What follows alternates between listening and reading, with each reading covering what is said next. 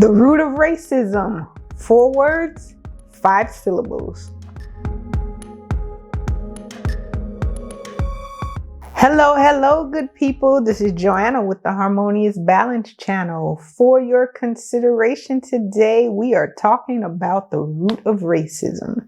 Now, over the years, I've heard interviewers ask some version of the question, what is the root of racism?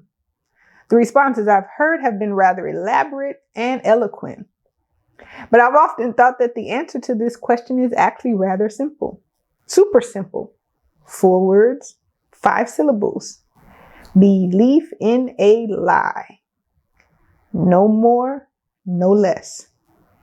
Whether this lie was believed honestly, because that's all some people ever knew, or people deluded themselves into believing or abiding by this law to justify hatred, greed, abuse of power, oppression, slavery, etc., etc., etc. However it was believed, it's still a lie.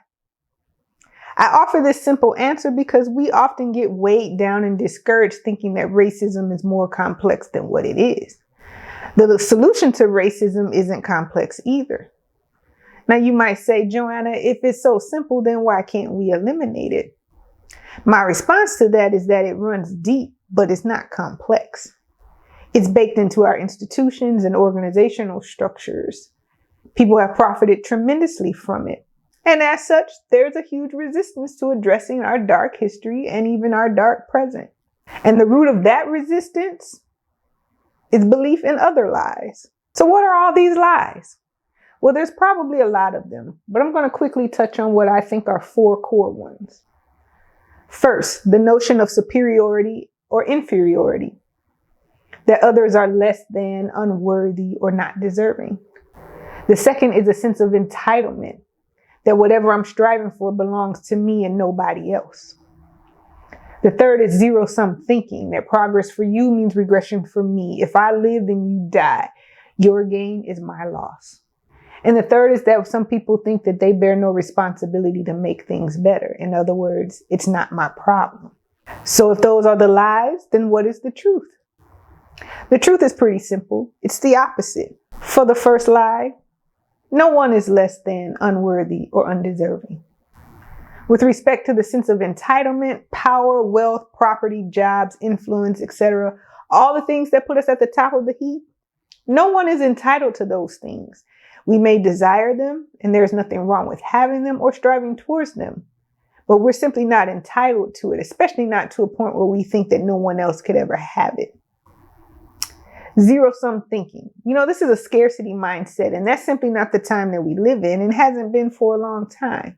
Even in times of recession, especially here in the US and in other advanced countries, there's actually abundance. And that abundance should bring about an everybody wins mindset. And the fourth and final one, that we bear no more responsibility to make things better. The idea that it's not my problem. The phrase, am I my brother's keeper, comes to mind. When you think about the origin of that, it's a snarky defensive comment because of guilt. But racism is a collective problem that requires a collective action to resolve. An ongoing collective action at that. And everyone has a role to play in perfecting our union. So I'm actually going to press pause at this point on the topic. Like I said, this was actually going to be very quick, but I'm actually sharing more thoughts in a couple of other videos on racism that are coming up. The first is called Being Racial versus Being Racist. And the second is called The Call to Anti-Racism. So please check those out. Of course, the topic of race and racism are very charged, but please know that my intention is never to be messy or controversial. I share these ideas with the goal of impacting our discourse for the better. Please take my thoughts for what they're worth to you, as I simply offer them for your consideration.